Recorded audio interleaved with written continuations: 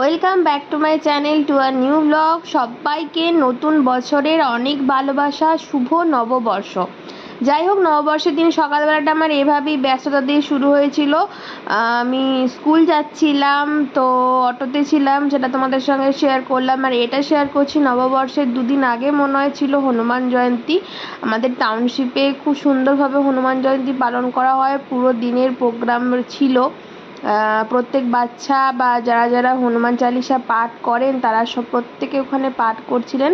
এবং পাশে যে বড় মন্দিরটা সেটা দেখতে পাচ্ছ, ওটা হচ্ছে পঞ্চমুখী হনুমানের মন্দির। এটা প্রত্যেক দিন পূজা হয় এবং শনি মঙ্গলবারে এখানে লাড্ডু দেওয়া হয়। তো যাই হোক, এটাতে আমরা মোটামুটি আসি যে কোনো শুভ দিনে, তো সেটাইতেই এসেছিলাম সন্ধেবেলার। এত সুন্দর হাওয়া দেয় এখানটা, কারণ এটা হচ্ছে একদম সমুদ্রের কাছে, তো তাই সেটাই। মন্দিরে সেদিনকে যথারীতি প্রচুর ভিড় ছিল, তো আমি একটুখানি ভিডিও জাস্ট তোমাদের করে দেখালাম আর কি পঞ্চমুখী হনুমানের। চলো এবার চলে যাই নববর্ষের দিনের ভিডিও।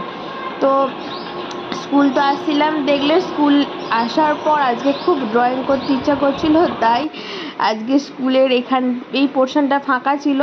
তো যাই হোক, এই ড্রয়িংটা আমি করেছি। এরপর আমি পুজোতে বসেছিলাম, মানে সকালে তো করে গেছি, কিন্তু সন্ধেবেলা একটু টাইম নিয়ে, সকালবেলা তো স্কুল যায়, তাড়াতাড়ি করে করেছিলাম। তো সন্ধেবেলা একটু মিষ্টি টিষ্টি এনে ঠাকুরকে একটু ফল দিয়ে তো একটু পুজো করছি। আর দেখো, আমি আরতি করছি, আর ও ভিডিওটা করে দিয়েছে। কেমন করেছে আমি জানি না। এর আগে আমি প্রাইভেট পড়িয়ে ওকে আর কি ছাড়লাম, একজন পড়তে আসে তাকে। তো যাই হোক, তারপর তাড়াতাড়ি করে বসে গেছি। ঘর দোয়ার আর সেরকমভাবে গোছানো হয়নি, যে আগে পুজোটা করে নিই, কারণ অনেক দেরি হয়ে যাচ্ছে। আর দেরি হয়ে গেলে পুজো করতে আর ভালো লাগে না, ঠিক সন্ধেবেলা না করলে না মানে বড্ড লেট হয়ে যায়। তো যাই হোক, ওকে একটু তাপ দিয়ে দিলাম। এবার ও আরতি করবে। তো চলো তোমরা দেখতে থাকো। তোমাদের নতুন বছর কেমন কাটছে অবশ্যই লিখে জানিও।